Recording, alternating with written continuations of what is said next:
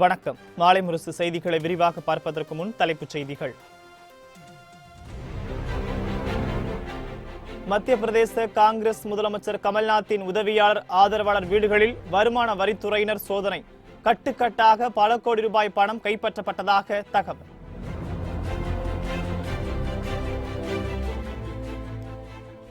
சட்டமன்ற தேர்தலில் கூறிய வாக்குறுதிகள் அனைத்தையும் அதிமுக அரசு நிறைவேற்றியுள்ளதாக முதலமைச்சர் பெருமிதம். திமுக அளித்த வாக்குறுதிகளை எப்போதும் நிறைவேற்றியதில்லை எனவும் குற்றச்சாட்டு.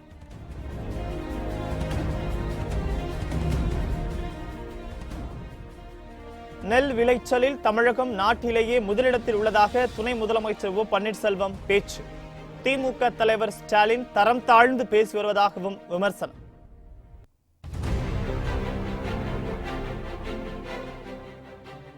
தமிழகத்தின் வளங்களை அதிமுக அரசு காவு கொடுத்து விட்டதாக மதிமுக பொதுச் செயலர் வைகோ கடும் தாக்கு.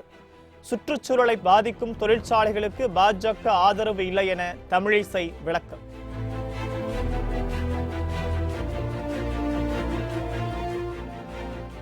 கல்லூரி மாணவி கொலையாளிகளை பிடிக்க 3 தனிப்படை தீவிரம். தொடர் பாலியல் மற்றும் கொலை சம்பவங்களால் கோவை மாவட்ட மக்கள் அதிர்ச்சி. மத்திய பிரதேச முதலமைச்சரும் காங்கிரஸ் மூத்த தலைவருமான கமல்நாத்தின் உதவியாளர் வீடு உள்பட 50 இடங்களில் வருமான வரித்துறையினர் இன்று காலையிலிருந்து சோதனை நடத்தி வருகின்றனர்.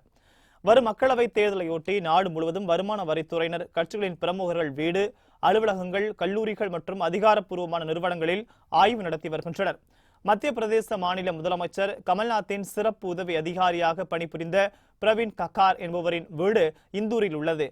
அங்கு அதிகாலை 3 மணி தொடங்கி வருமான வரித்துறை சோதனை நடைபெறுகிறது. நடைபெற்ற மற்றொரு வருமான வரி சோதனையில் சூட்கேஸிலிருந்து கட்டுக்கட்டாக பணம் பறிமுதல் செய்யப்பட்டுள்ளது. கமல்நாத்தின் ஆலோசகராக இருந்த RK மெக்லானியின் டெல்லி வீட்டில் சோதனை நடைபெறுகிறது. இதேபோல் போபால், கோவா, டெல்லி உள்ளிட்ட 50 இடங்களில் சோதனை நடைபெற்று வருகிறது. 300க்கும் மேற்பட்ட அதிகாரிகள் சோதனையில் ஈடுபட்டு வருகின்றனர். போபாலில் உள்ள பிரதீக் ஜோஷி என்பவரது வீட்டில் சோதனை நடத்தப்பட்டது. அப்போது ஏராளமான சூட்கேஸ்களில் அடுக்கி வைக்கப்பட்டிருந்த கோடிக்கணக்கிலான பணம் சிக்கியது. அதிமுக தேர்தல் அறிக்கையில் கூறிய வாக்குறுதிகள் அனைத்தையும் நிறைவேற்றப்பட்டுள்ளதாக தமிழக முதலமைச்சர் எடப்பாடி பழனிசாமி தெரிவித்துள்ளார். திண்டுக்கல் மாவட்டம் வேடச்சந்தூரில் கரூர் மக்களவைத் தொகுதி அதிமுக வேட்பாளர் தம்பிதுரையை ஆதரித்து முதலமைச்சர் எடப்பாடி பழனிசாமி பிரச்சாரம் மேற்கொண்டார். அப்போது 2016 சட்டமன்ற தேர்தலின் போது அதிமுகவின் தேர்தல் அறிக்கையில் குறிப்பிட்ட வாக்குறுதிகள் அனைத்தும் நிறைவேற்றப்பட்டு விட்டதாக தெரிவித்தார். திமுக தேர்தல் அறிக்கையில் கூறிய எதையுமே நிறைவேற்றியதில்லை எனவும் குறிப்பிட்டார். அம்மா இருக்கின்ற காலகட்டத்திலே 2011 சட்டமன்ற தேர்தலிலே புரட்சித் தலைவி அம்மா அவர்கள் தேர்தல் அறிக்கை வெளியிட்டார்கள். அறிவிக்கப்பட்ட தேர்தல் அனைத்தும் இன்றைக்கு நிறைவேற்றப்பட்டிருக்கின்றன. ஆனால் திராவிட முன்னேற்ற கழகத்தில் அறிவிக்கப்பட்ட தேர்தல் அறிக்கை எதுவுமே நிறைவேற்றப்படாத ஒரு நிலை. 2 ஏக்கர் நிலம் தருவதாக தேர்தல் அறிக்கையில் குறிப்பிட்டார்களே, இங்கே வந்திருக்கின்ற விவசாய மக்கள் எத்தனை பேருக்கு 2 ஏக்கர் நிலம் கொடுத்திருக்கின்றார்? கொடுத்தாங்களா? அப்படின்னா அந்த தேர்தல் அறிக்கை பொய் அறிக்கை, வெற்றி அறிக்கை. நெல் விளைச்சலில் தமிழகம் தொடர்ந்து 4 ஆண்டுகளாக நாட்டில் முதலிடத்தில் உள்ளதாக துணை முதலமைச்சர் பன்னீர்செல்வம் தெரிவித்துள்ளார். நாகர்கோவிலில் கன்னியாகுமரி மக்களவைத் தொகுதி பாஜக வேட்பாளர் பொன் ராதாகிருஷ்ணனை ஆதரித்து நடைபெற்ற தேர்தல் பொதுக்கூட்டத்தில் துணை முதலமைச்சர் ஓ பன்னீர்செல்வம் பங்கேற்று பேசினார். மத்திய மாநில அரசுகள் இணைந்து தமிழகத்தில் பல்வேறு திட்டங்களை சிறப்பாக செயல்படுத்தி வருவதாகவும் அதன் பயனாக கடந்த 4 ஆண்டுகளாக நெல் விளைச்சலில் நாட்டிலேயே தமிழகம் முதலிடம் பெற்றுள்ளதாக தெரிவித்தார். விவசாயத்தில் தமிழகம் தொடர்ந்து 4 ஆண்டுகளாக நெல் உற்பத்தியில் இந்தியாவில் இருக்கின்ற மற்ற மாநிலங்களுக்கு முதலிடம் நெல் உற்பத்தியில். அதற்காக மத்திய அரசினுடைய கிருஷி கர்மா விருது பெற்றிருக்கிறது. இன்னொரு பக்கம் தொழில் வளர்ச்சி 3 லட்சம் கோடி ரூபாய் அளவிற்கு உலக முதலீட்டாளர்கள் இங்கு வரவழைத்து புரிந்துணர்வு ஒப்பந்தம் செய்யப்பட்டு தொழில் வளர்ச்சியை பெருக்குவதற்கு 10 லட்சம் இளைஞர்களுக்கு வேலை வாய்ப்பை உருவாக்குகிற திட்டம். இப்படி நாட்டுடைய ஒட்டுமொத்த வளர்ச்சிக்கும் மாண்புமிகு அம்மா அவர்கள் எடுத்த நல்ல பல நடவடிக்கைகள் இன்றைக்கு பயனுள்ள நடவடிக்கைகளாக இருந்து நம்முடைய பொருளாதாரத்தினுடைய நிலை இன்றைக்கு உயர்ந்திருக்கிறது. திமுக தலைவர் ஸ்டாலின் தரம் தாழ்ந்து பேசி வருவதாக குற்றம் சாட்டிய பன்னீர்செல்வம், பிரியாணி வாங்கினால் காசு கொடுக்காமல் செல்வது திமுகவின் லட்சணம் என்றும் அவர்கள் ஆட்சிக்கு வந்தால் தமிழகம் என்ன ஆகும் என்றும் கேள்வி எழுப்பியிருக்கிறார். அதிமுக அரசு தமிழகத்தின் வளங்கள் அனைத்தையும் காவு கொடுத்துவிட்டு ஊழலில் திளைத்துக் கொண்டிருப்பதாக மதிமுக பொதுச் செயலர் வைகோ குற்றம் சாட்டியுள்ளார்.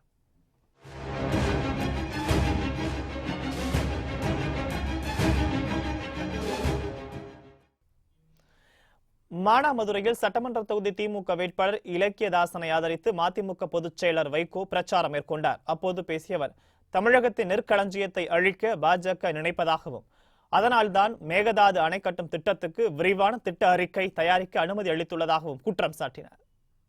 நடைபெற்றுக் கொண்டிருக்கின்ற ஆட்சி தமிழகத்தின் வாழ்வாதாரங்கள் அனைத்தையும் காவு கொடுத்துவிட்டு ஊழலில் திளைத்துக் கொண்டிருக்கிற காரணத்தினால் நம் தமிழகத்தின் வளமான சோழ வளநாட்டை அளிக்கின்ற மேகதாட்டு அணைக்கட்டு திட்டத்தை வகுத்துக் கொடுத்து நிதியை ஒதுக்கீடு செய்து திட்டத்தை தொடங்குங்கள் என்று நயவஞ்சக திட்டத்தை செய்து தமிழகத்தை நாசமாக்க துடிக்கின்ற நரேந்திர மோடியின் கூட்டம். சுற்றுச்சூழலை பாதிக்கும் தொழிற்சாலைக்கு ஆதரவாக பாஜக செயல்படாது என தமிழிசை சவுந்தரராஜன் குறிப்பிட்டுள்ளார். தூத்துக்குடி மார்க்கெட்டில் மீன்களை வாங்கிய அவர் அங்கிருந்த மக்களிடம் வாக்கு சேகரித்தார். பின்னர் செய்தியாளர்களை சந்தித்து பேசிய தமிழிசை சவுந்தரராஜன், கனிமொழி மீண்டும் மீண்டும் தவறான வார்த்தைகளை பதிவு செய்து வருவதாகவும் குற்றம் சாட்டினார். சுற்றுச்சூழல் பாதிப்படையும் எந்த தொழிற்சாலைக்கு நாங்கள் ஆதரவாக இல்லை என்பதும், தூத்துக்குடியில் நடந்த அந்த போராட்டம், அதற்கு பின்னால் நடந்த நிகழ்வுகள் எல்லாம் மிக துரதிருஷ்டவசமானது. மறுபடியும் கனிமொழி போன்றவர்கள் தவறான கருத்துக்களை பதிவு செய்து வருகிறார்கள். நேற்றைய பிரச்சாரத்தில் ஹிந்தி திணிக்கப்படுகிறது என்று சொல்கிறார். எங்கே ஹிந்தி திணிக்கப்படுகிறது? அதே மாதிரி நீட் தேர்வு ரத்து செய்யப்படும் என்று சொல்லி, நீட் தேர்வு உச்ச நீதிமன்றத்தில் இருக்கிறது. அவர்கள் தான் அதற்கு காரணம். இன்னும் தனியார் மருத்துவக் கல்லூரிகளுக்கு சாதகமாக இவர்கள் நடந்து கொள்கிறார்கள். இதை ஏழை மக்கள் முதலில் புரிந்து கொள்ள வேண்டும். தேர்தலுக்கு பின் அரசு ஊழியர்களின் கோரிக்கைகள் நிறைவேற்றப்படும் என பாமக நிறுவனர் மருத்துவர் ராமதாஸ் தெரிவித்துள்ளார். வேலூர் மாவட்டம் ஆம்பூரில் அதிமுக வேட்பாளரை ஆதரித்து பாமக நிறுவனர் மருத்துவர் ராமதாஸ் பிரச்சாரம் மேற்கொண்டார். அப்போது பேசிய அவர், அதிமுக பாஜக கூட்டணி அரசு ஊழியர்களுக்கு எதிரானது என சிலர் தவறான கருத்துக்களை பரப்பி வருவதாக தெரிவித்தார். தவறான பிரச்சாரத்தை நம்ப வேண்டாம் என்றும், தேர்தலுக்கு பின் அரசு ஊழியர்களின் கோரிக்கைகள் அனைத்தும் நிறைவேற்றப்படும் என்றும் ராமதாஸ் தெரிவித்தார். விவசாயிகள், வணிகர்களின் பணத்தை பறக்கும் படையினர் கைப்பற்றுவதாக தமிழ்நாடு காங்கிரஸ் கமிட்டி தலைவர் KS அழகிரி தெரிவித்துள்ளார். விருதுநகரில் காங்கிரஸ் வேட்பாளர் மாணிக்கம் தாக்கூரை ஆதரித்து நடைபெற்ற பொதுக்கூட்டத்தில் தமிழக காங்கிரஸ் தலைவர் KS அழகிரி பங்கேற்று பேசினார். அப்போது இந்தியா பன்முகத்தன்மை கொண்ட கலாச்சாரத்தை உடையது என்றும், அது ஒரு தனி மதம் சார்ந்த நாடாக எப்போதும் இருக்காது என்றும் தெரிவித்தார். தேர்தல் ஆணையத்தின் பறக்கும் படையினர் விவசாயிகள், வணிகர்களின் பணத்தை கைப்பற்றுவதாக தெரிவித்தார். என்னுடைய நாடு என்பது, இந்தியா என்பது எல்லா ஜாதிகளும், எல்லா மதங்களும், எல்லா மொழிகளும், எல்லா கலாச்சாரமும் பேசுகிறவர்களுடைய நாடாக இருக்குமே ஒழிய ஒரு தனி மதத்தினுடைய நாடாக ஒருபொழுதும் இந்தியா இருக்காது. ஆட்டு சந்தைக்கு ஆடு வாங்க பணம் எடுத்துக்கிட்டு போனா பிடிக்கிறீங்க, விவசாயி எடுத்துக்கிட்டு போற பணத்தை பிடிக்கிறீங்க, வியாபாரி எடுத்துக்கிட்டு போற பணத்தை பிடிக்கிறீங்க. ஆனால் இந்த நாட்டினுடைய துணை முதலமைச்சர் சாலை ஓரமாக பட்டப்பகலிலே மக்களை வரிசையாக நிற்க வைத்து அவர்களுடைய தட்டிலே 500 ரூபாய் போடுகிறார். அதை இந்த தேர்தல் ஆணையம் கண்டுகொள்ளவில்லை என்று சொன்னால் அதற்கு என்ன பொருள்? பொள்ளாச்சி அருகே பரபரப்பை ஏற்படுத்திய கல்லூரி மாணவியின் படுகொலையில் தொடர்புடைய மர்ம நபர்கள் கைது செய்ய 3 தனிப்படை அமைக்கப்பட்டுள்ளது. கோவை மாவட்டம் ஒட்டன்சத்திரம் வெள்ளைச்சாமி என்பவரின் மகள் பிரகதி. இவர் கோவையில் உள்ள தனியார் கலைக்கல்லூரியில் 2ஆம் ஆண்டு படித்து வந்தார். கல்லூரி விடுமுறையொட்டி தனது சொந்த ஊருக்கு கிளம்புவதாக கூறி பேருந்தில் ஏறிய நிலையில் இரவு வரை வீடு திரும்பாததால் பிரகதியின் உறவினர்கள் சில நாட்களுக்கு முன்பு காவல் நிலையத்தில் புகார் அளித்திருந்தனர். இந்த நிலையில் பொள்ளாச்சி பூசாரிப்பட்டி பகுதியில் சாலையோரத்தில் பெண் சடலம் ஒன்று உடலில் காயங்களுடன் கழுத்து அறுக்கப்பட்டு கொலை செய்யப்பட்டு கிடப்பதாக காவல்துறைக்கு தகவல் கிடைத்தது. சம்பவ இடத்திற்கு விரைந்து சென்ற போலீசார் கொலை செய்யப்பட்டது கல்லூரி மாணவி பிரகதி என்பது தெரிய வந்தது. இதையடுத்து உடலை கைப்பற்றி பிரேத பரிசோதனைக்காக மருத்துவமனைக்கு அனுப்பி வைத்தனர். மாணவி பிரகதியின் கொலை குறித்து போலீசார் வழக்கு பதிவு செய்து விசாரணை நடத்தி வருகின்றனர். பொள்ளாச்சியில் பெண்களிடம் பாலியல் அத்துமீறலில் ஈடுபட தொடர்பான வழக்கில் தொடர்புடையவர்களை உடனடியாக கைது செய்யும், கடும் தண்டனை வழங்க வலியுறுத்தி தமிழகம் முழுவதும் போராட்டம் நடைபெற்று வரும் நிலையில் கல்லூரி மாணவி பிரகதி கழுத்து அறுக்கப்பட்டு கொலை செய்யப்பட்டுள்ள சம்பவம் பொதுமக்களிடையே பதற்றத்தை ஏற்படுத்தியுள்ளது. இதனிடையே மாணவியை படுகொலையில் ஈடுபட்ட மர்ம நபர்களை கைது செய்ய 3 தனிப்படைகள் அமைக்கப்பட்டுள்ளது குறிப்பிடத்தக்கது.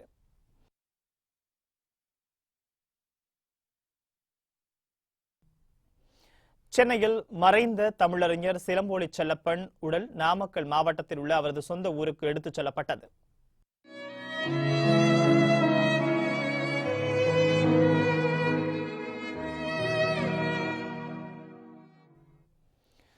தமிழறிஞர் சிலம்போலி செல்லப்பன் சென்னையில் நேற்று காலமானார். சென்னை திருவான்மூரில் உள்ள இல்லத்தில் வைக்கப்பட்டிருந்த அவரது உடலுக்கு அரசியல் கட்சி தலைவர்களும் தமிழ் ஆர்வலர்களும் மாலை அணிவித்து மரியாதை செலுத்தினர். இன்று காலை தமிழக அமைச்சர் தங்கமணி சிலம்போலி செல்லப்பன் உடலுக்கு மாலை அணிவித்து மரியாதை செலுத்தினார். அதன்பின் அமரர் ஊர்தி மூலம் சிலம்போலி செல்லப்பன் உடல் அவரது சொந்த ஊரான நாமக்கல் மாவட்டம் சிவியம்பாளையத்திற்கு எடுத்துச் செல்லப்பட்டது. தியாகிகளுக்கு மரியாதை செலுத்துவதில் பாஜக மூத்த தலைவர்கள் பாரபட்சம் காட்டுவதாக காங்கிரஸ் கட்சியின் உத்தரப்பிரதேச கிழக்கு பொதுச் செயலாளர் பிரியங்கா காந்தி குற்றம் சாட்டியுள்ளார்.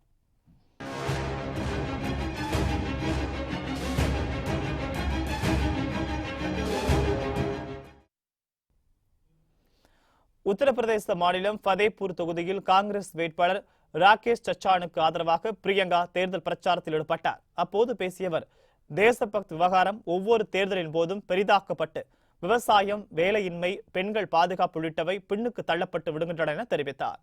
முஸ்லிம், இந்து என பாராமல் அனைத்து தியாகிகளையும் சமமாக கருத வேண்டும் என்று வலியுறுத்திய பிரியங்கா, தியாகிகளுக்கு மரியாதை செலுத்துவதில் பாஜக மூத்த தலைவர்கள் பாரபட்சம் காட்டுவதாக குற்றம் சாட்டினார்.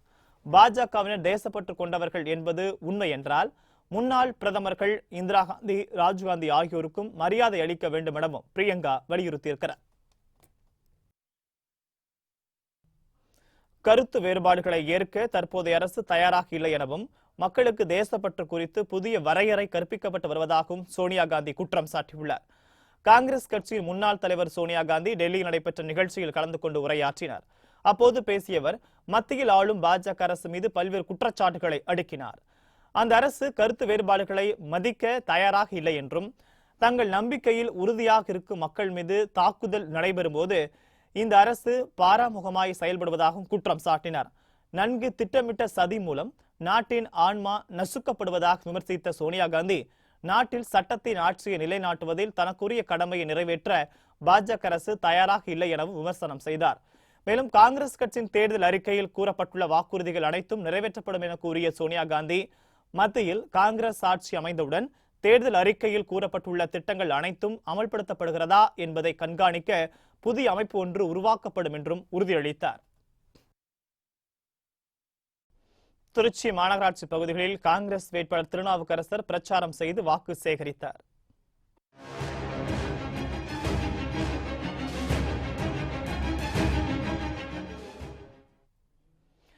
திருச்சி மக்களவை தொகுதி காங்கிரஸ் வேட்பாளர் திருநாவுக்கரசர் மாநகராட்சியின் 61 முதல் 65 வரையுள்ள வார்டுகளில் பிரச்சாரம் செய்து வாக்கு சேகரித்தார்.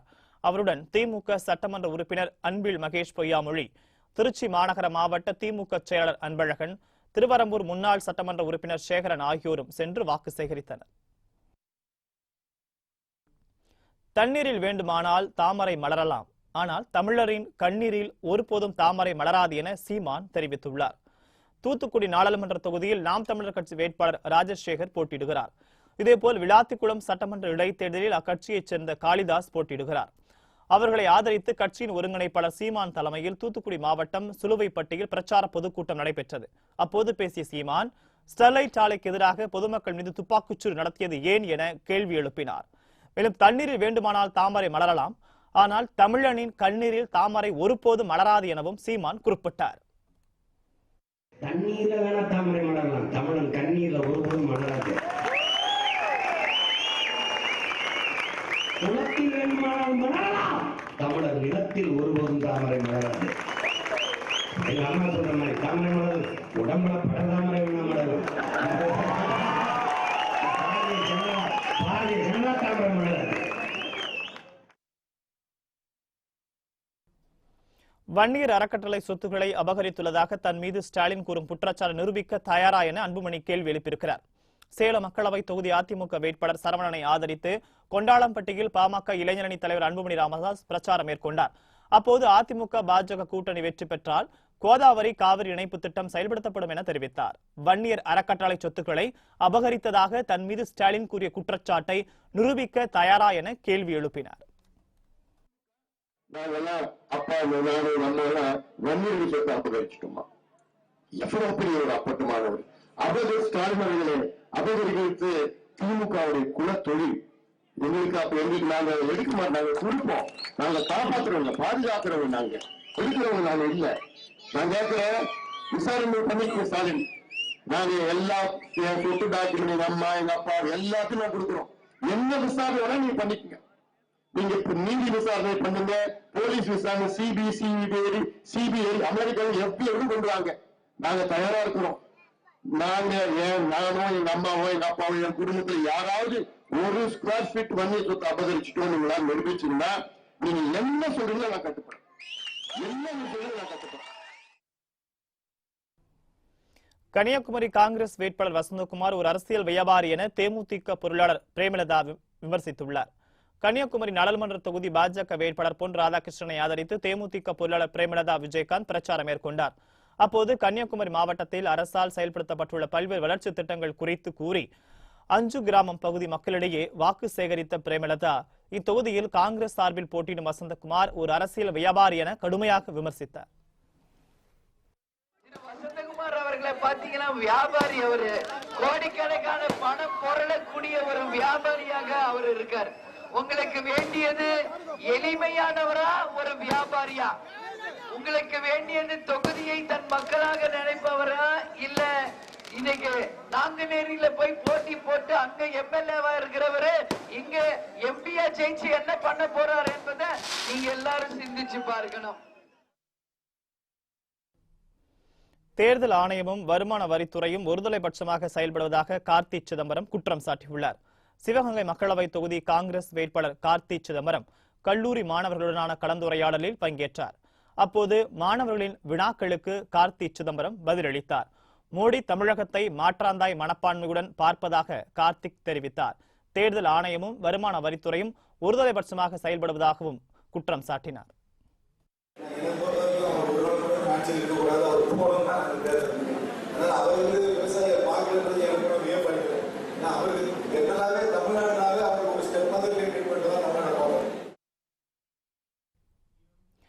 மானாமதுரை அருகே உள்ள கீழப்பசலையில் கார்த்தி வாக்கு சேகரித்த போது ஆரத்தி எடுத்த பெண்களுக்கு மொத்தமாக 800 ரூபாய் மட்டும் கொடுத்துள்ளார். அதை பிரித்துக் கொள்வதற்கு பெண்களிடையே சலசலப்பு ஏற்பட்டது. அப்போது பேசிய கார்த்தி ஆரத்தி பணம் பிரச்சனையை விட்டுவிட்டு தன்னுடைய பேச்சை கேட்குமாறு கேட்டுக்கொண்டார்.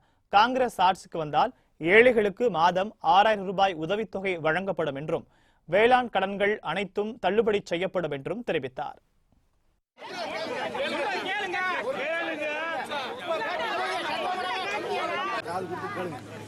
இந்த கணக்கோட அந்த கணக்கு தான் பெரிய கணக்கு. ஏன்னா 6000 ரூபாய் மாசம், 6000 ரூபாய் மாசம் ஒருத்தருக்கும் வருஷம் 72,000 ரூபாய் ஒரு குடும்பத்துக்கும் வரும். காங்கிரஸ் கட்சி அதை எங்கள் தேர்தல் அறிவிக்கையில் முக்கிய பாயிண்டாக தான் வச்சிருக்கோம். கம்யூனிஸ்ட் தோழர்கள்லாம் அவங்க சொல்லுவாங்க, அதை கேட்டுக்கங்க. என்ன அதுதான் ரொம்ப முக்கியம். யோசிச்சு பாருங்க, கிராமத்தில் கஷ்டப்படுற குடும்பத்துக்கு உங்களுக்கு மாசம் 6000 ரூபாய் கொடுத்தா எவ்வளோ ஹெல்ப்பாக இருக்கும்னு யோசிச்சு பாருங்க. ஓரளவுக்கு ஹெல்ப்பாக இருக்குமில்ல, இது ஓரளவுக்கு உதவியாக இருக்குமில்ல. அந்த 6000 ரூபாய் மாசம், 6000 ரூபாய் மாசம் காங்கிரஸ் கட்சி கொடுக்குமா? காங்கிரஸ் கட்சி அரசாங்கம் கொடுக்கும். மயிலாடுதுறை அருகே பள்ளிவாசல் உண்டியலை உடைத்து 2 லட்சம் ரூபாய் பணம் கொள்ளையடிக்கப்பட்ட சம்பவம் அதிர்ச்சி ஏற்படுத்தியுள்ளது. நாகை மாவட்ட மயிலாடுதுறை அடுத்த வடகரை கிராமத்தில் ஜாமியா மஸ்ஜித் பள்ளிவாசல் அமைந்துள்ளது. இந்த பள்ளிவாசலில் நாள்தோறும் 300க்கும் மேற்பட்ட இஸ்லாமியர்கள் தொழுகை நடத்தி வருகின்றனர். இந்த நிலையில் பள்ளிவாசலுக்குள் புகுந்த மர்ம நபர்கள் அங்கு வைத்திருந்த உண்டியலை உடைத்து அதிலிருந்த 2 லட்சம் ரூபாய் பணம் கொள்ளையடித்து சென்றுள்ளனர். இதுகுறித்து வழக்கு பதிவு செய்து போலீசார் மர்ம வலைவீசி தேடி வருகின்றனர். சமயபுரம் மாரியம்மன் கோவிலில் சித்திரை திருவிழா கொடியேற்றத்தில் ஏராளமான பக்தர்கள் கலந்து கொண்டு அம்மனை வழிபட்டனர். திருச்சி மாவட்டம் சமயபுரம் மாரியம்மன் கோவில் சித்திரை திருவிழா இன்று தொடங்கி வரும் 16ஆம் தேதி வரை நடைபெறுகிறது. முதல் நாளான இன்று காலை கொடியேற்றத்துடன் திருவிழா தொடங்கியது. அதையடுத்து அம்மன் வீதி உலா நடைபெற்றது. ஏராளமான பக்தர்கள் கொடியேற்ற விழாவில் கலந்து கொண்டு அம்மனை வழிபட்டனர். நாள்தோறும் பல்வேறு வாகனங்களில் அம்மன் வீதி உலா நடைபெறும். முக்கிய நிகழ்வான தேரோட்டம் வரும் 16ஆம் தேதி நடைபெற உள்ளது. காங்கயம் அருகே உரிய ஆவணமின்றி கொண்டு செல்லப்பட்ட 4,96,000 ரூபாய் பணத்தை தேர்தல் பறக்கும்படை அதிகாரிகள் பறிமுதல் செய்தனர். திருப்பூர் மாவட்டம் காங்கயம் அடுத்த முத்தூர் பகுதியில் தேர்தல் பறக்கும்படை அதிகாரிகள் அதிரடி சோதனையில் ஈடுபட்டனர். அப்போது அந்த வழியாக வந்த லாரியை நிறுத்தி அதிகாரிகள் சோதனை மேற்கொண்டனர். அப்போது ஆவணமின்றி கொண்டு செல்லப்பட்ட 4,96,000 ரூபாய் பணத்தை அதிகாரிகள் பறிமுதல் செய்தனர். இதையடுத்து அந்த பணத்தை வட்டாட்சியர் அலுவலகத்தில் ஒப்படைத்தனர். பஸ் ஸ்டாண்ட் அருகில் பறக்கும் படையினர் சோதனை செய்ததில் முறையான ஆவணமின்றி 4,96,140 ரொக்கம் கொண்டு வந்த ராமசாமி என்பவரிடமிருந்து பணம் பறிமுதல் செய்யப்பட்டு இடம் ஒப்படைக்கப்பட்டுள்ளது. முறையான ஆவணங்கள் சமர்ப்பிக்கும் பட்சத்தில் அவருக்கு மாவட்ட ஆட்சித்தலைவரிடமிருந்து உத்தரவு பெற்று திரும்ப வழங்கப்படும். இதேபோல் கடலூர் மாவட்டம் விருத்தாசலம் அடுத்த சத்தியவாடி கிராமத்தில் பறக்கும்படை அதிகாரிகள் அதிரடி சோதனையில் ஈடுபட்டனர். அப்போது அந்த வழியாக வந்த இருசக்கர வாகனத்தில் வந்த நபரை நிறுத்தி அதிகாரிகள் சோதனை மேற்கொண்டனர். அப்போது உரிய ஆவணமின்றி கொண்டு செல்லப்பட்ட 1,50,000 ரூபாய் பணத்தை அதிகாரிகள் பறிமுதல் செய்தனர். இதையடுத்து அந்த பணத்தை வட்டாட்சியர் கவியரசனிடம் அலுவலகத்தில் ஒப்படைத்தனர். போளூர் அருகே உரிய ஆவணமின்றி கொண்டு செல்லப்பட்ட 1,00,000 ரூபாய் மதிப்பிலான வெடிமருந்து பொருட்களை தேர்தல் பறக்கும்படை அதிகாரிகள் பறிமுதல் செய்தனர். திருவண்ணாமலை மாவட்டம் போளூர் அடுத்த நெடுங்குணம் பகுதியில் தேர்தல் பறக்கும்படை அதிகாரிகள் அதிரடி சோதனையில் ஈடுபட்டனர். அப்போது அந்த வழியாக வந்த வாகனத்தை நிறுத்தி அதிகாரிகள் சோதனை மேற்கொண்டனர். அப்போது ஆவணமின்றி கொண்டு செல்லப்பட்ட 1,00,000 மதிப்பிலான வெடிமருந்து பொருட்களை அதிகாரிகள் பறிமுதல் செய்தனர். இதுகுறித்து சேத்துப்பட்டு காவல்துறைக்கு தகவல் தெரிவித்தனர். பின்னர் அவர்கள் வழக்கு பதிவு செய்து விசாரணை மேற்கொண்டு வருகின்றனர். இதேபோல் திருவண்ணாமலை மாவட்டம் செங்கம் பகுதியில் தேர்தல் பறக்கும்படை அதிகாரிகள் அதிரடி சோதனையில் ஈடுபட்டனர். அப்போது அந்த வழியாக வந்த வாகனத்தை நிறுத்தி அதிகாரிகள் சோதனை மேற்கொண்டனர். அப்போது உரிய ஆவணமின்றி கொண்டு செல்லப்பட்ட 1,20,000 ரூபாய் பணத்தை அதிகாரிகள் பறிமுதல் செய்தனர். இதையடுத்து அந்த பணத்தை வட்டாட்சியர் அலுவலகத்தில் ஒப்படைத்தனர். எடப்பாடி அருகே திடீரென ஏற்பட்ட தீ விபத்தில் 3 குடிசை வீடுகள் தீயில் எரிந்து நாசமடைந்தன. சேலம் மாவட்டம் எடப்பாடி அடுத்த சுள்ளிமுள்ளூர் கிராமத்தைச் சேர்ந்தவர் குமார். இவர் வீட்டில் சமையல் செய்து கொண்டிருந்த போது திடீரென குடிசை தீப்பற்றி எரிய தொடங்கியது. இந்த தீ அருகில் இருந்த 2 வீடுகளுக்கு மளமளவென பரவியது. இதுகுறித்து தீயணைப்புத்துறை அதிகாரிகளுக்கு தகவல் கொடுத்தனர். இதையடுத்து சம்பவ இடத்திற்கு விரைந்து வந்த தீயணைப்பு துறையினர் பல மணி நேரம் போராடி தீயை அணைத்தனர். இதில் 5,00,000 ரூபாய் மதிப்பிலான பொருட்கள் எரிந்து சேதமடைந்தது. மகாராஷ்டிர மாநிலம் தானேயில் ரயில் நிலையத்தில் பயணி ஒருவர் குழந்தை ஈன்றெடுக்க ரயில்வே துறையினரும் மருத்துவ குழுவினரும் உதவி செய்துள்ளனர். மும்பை புறநகர் பகுதியான அம்பிவிலியைச் சேர்ந்த இஸ்ரத் ஷேக் என்கிற பெண் நிறைமாத கர்ப்பமாக இருந்த நிலையில் அங்கிருந்து ரயிலில் ஏறி குர்லாவில் உள்ள மருத்துவமனைக்கு சென்றுள்ளார். ரயிலில் வரும்போதே அவருக்கு பேறுகால வலி ஏற்பட்டுள்ளது. இந்த நிலையில் தானே ரயில் நிலையத்தில் அவர் இறக்கிவிட்டப்பட்டார். ரயில்வே பாதுகாப்பு படை மருத்துவ குழுவினர் உதவியுடன் அங்கிருந்து மருத்துவ உதவி மையத்தில் இஸ்ரத் ஷேக் குழந்தையை ஈன்றெடுத்தார். அதன்பின் தாய் சேய் இருவரையும் பேறுகால பின் கவனிப்புக்காக தானேயில் உள்ள அரசு மருத்துவமனையில் சேர்த்தனர்.